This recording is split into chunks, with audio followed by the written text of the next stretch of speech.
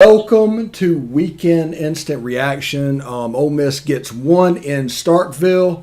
I'm here with Chris Muller. Hey, it doesn't really matter who's on the other team's jersey. The goal is to win one on the road and two on the home. That'll get you to 15 and 15. Try to expand on that. They're on pace for 17 and 13 now, which is hosting, which is the whole goal of this, people. I understand that people want to get involved with bragging rights and talking trash and doing all that stuff.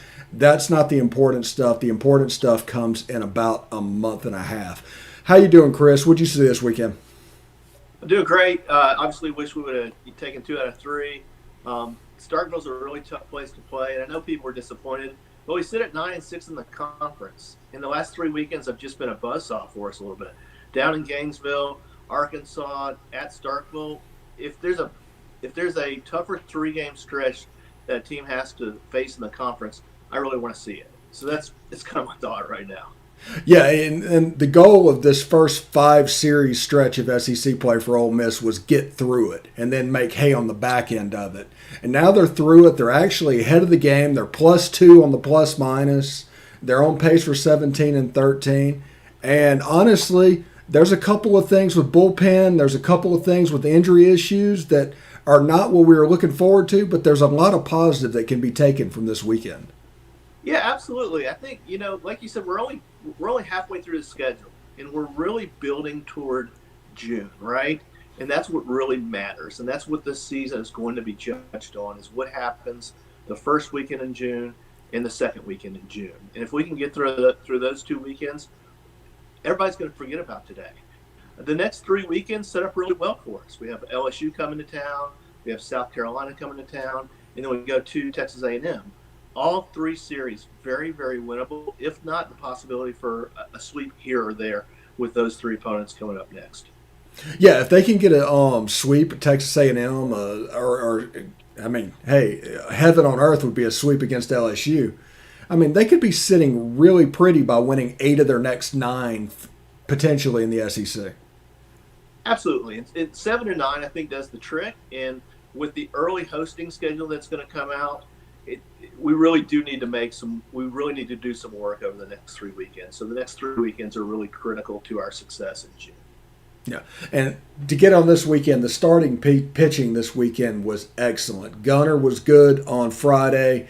Doug was fantastic yesterday. Even Drew McDaniel today put together a pretty good gym for a first start in that type of atmosphere. And there's a lot that could be taken from those 3 starts. There is not a pitcher that pitched for us this weekend in the starting role that deserved to take the L. I think Gunner took the L. I think Drew didn't factor into the decision, and obviously Doug was Doug yesterday, and he was the story of the weekend for us. Complete game, 1-hit shutout.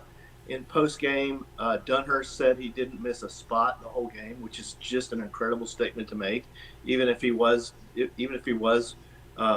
overselling it just a little bit. If a guy walks here and there, I'm not going to say he didn't miss a spot, but it's really an incredible statement for your catcher to come out and say that. And just if you listen to any of the post-game quotes from Doug, just the humbleness that he showed in post-game was really, really special to me. And he shows me what a guy he is and a team player he is.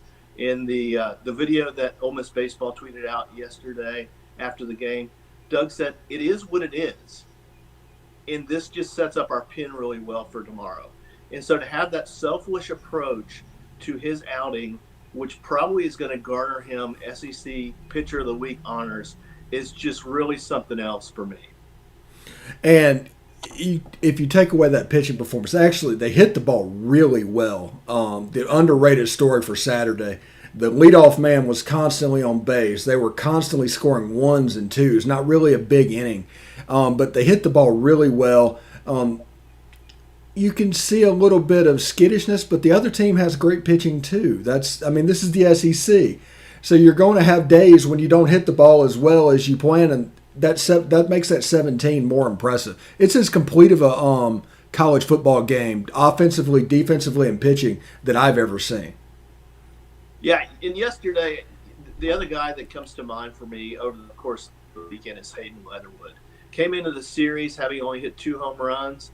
He hits one yesterday, which puts us gets a really big inning started for us, where we put 3 up on the board, and then he posted 2 more on the board this weekend to put us up to a 4-2 lead and give Drew McDaniel a little bit of breathing room.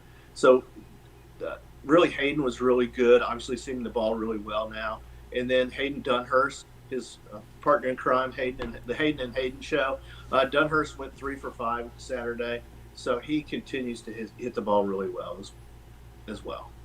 And a related note, with that silly shift in baseball, why don't teams just bunt down the third base line and take their free base? They're giving it to you. I wish I could figure that out. Somebody showed bunt early in the game. I can't remember who it was today. It may have been Hayden. I'm not exactly Dunhurst.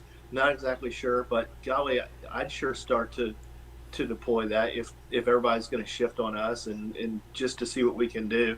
If we can execute that bunt half the time, they're definitely going to stop shifting on us, and we're going to open the field up even. Yeah, it just doesn't make sense hit the ball into the teeth of that defense whenever they're essentially playing a slow pitch softball short fielder out in right field on our left-handed hitters.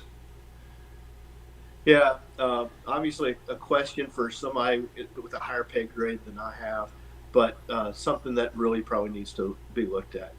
The other question that I had coming out of today, and I know this was talked a little bit about on Twitter and probably some other message boards as well, is who's going to be the bridge to Broadway in the future. And I think that is something that we do have to look at and we do have to identify is who's going to do that. Because today, obviously, we didn't find that bridge. Mallett's coming in. I think he only threw 9 pitches. And then we backed him up with Austin Miller. And then we got Broadway into the game. And obviously Broadway gave up the triple, which put State up for good at 7-4. But I don't really fault Broadway for that in that situation. It's a high leverage situation. It's obviously what he lives for as a high leverage relief pitcher, but it's going to happen from time to time. And so we can't really blame Broadway for that. It's just going to happen. Yeah, and I think a little bit of the problem has happened is a lot of our bullpen, the pitchers are so similar stylistically. So when you make a change, it doesn't look different to the batter. So like Josh Mallett's coming in was just a continuation of Drew McDaniel. Then they were like, okay, we'll bring in Austin Miller, who is stylistically different, but if he's not on, you could have a problem with that position from him at that point.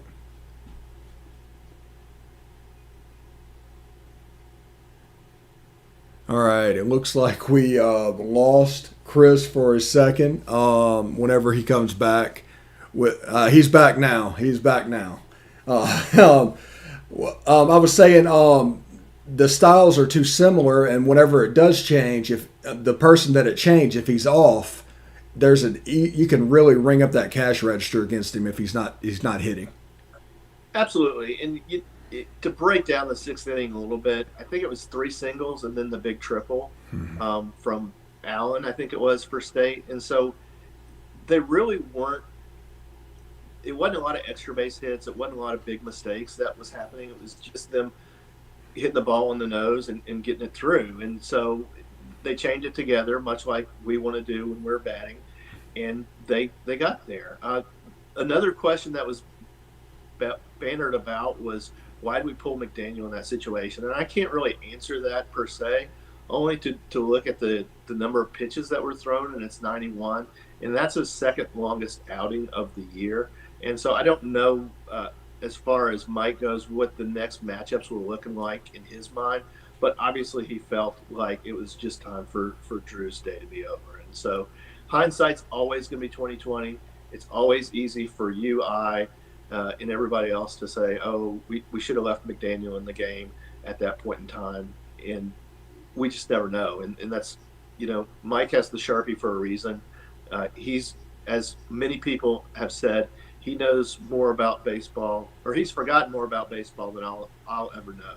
And I firmly believe that. And like we've said before, this game today is not going to really make that much difference in the course of an SEC season. Yes, it's a loss. It's one of 30 games. But in the end, it's all about what we can do in the postseason moving forward. And let's talk a little bit about Hayden Leatherwood before we get out of here today. Absolutely had a great weekend. Actually, all the right fielders had a great weekend this weekend, but his bombs were kind of interesting. He was feeling it there towards the end. Absolutely. In one of the home run trots they had, he actually pointed at the state student section in right field. Apparently, he made some friends out there over the course of the weekend. And then the last one that he had, the 2-run shot, was just an absolute nuke off the bat. And I think it almost cleared the stadium, as a matter of fact. So I don't know what the tape measure was, but it was gone off the bat. It was just tremendous to watch. And I'm really happy that Hayden's seeing the ball really well. Yeah, that was a slow pitch softball swing. He just put everything he had into that one. All right, Chris. Let's see. Are you there? Yeah, you didn't drop out. We do this every week. Talk about midweek. Who are you looking at as the midweek starters? Is it Tyler Myers, since we didn't really see him this weekend? Tyler Myers is a good bet. I think Myers is your guy. Could be Braden Forsythe as well. And I think we need to build back Derek Diamond's confidence. So I wouldn't be surprised to see him in kind of a bullpen type session on Tuesday, just to get some of that confidence back. I think he lost a little bit of confidence. Friday night obviously didn't go as well as we would have hoped for Derek, and so I'm hopeful that he's able to find that confidence back and really be a very heavy contributor in the bullpen. He's got the velocity.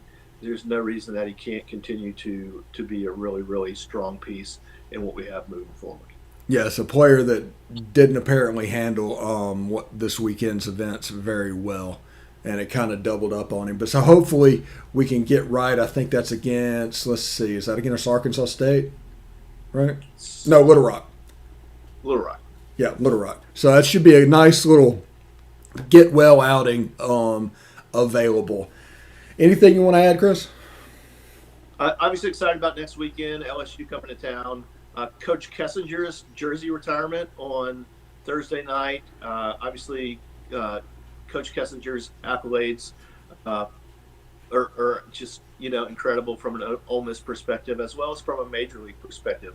I believe if I remember the stats correctly, he was the last player manager in at least the Chicago White Sox era. Rose actually may have been a player manager for the Reds back in the 80s.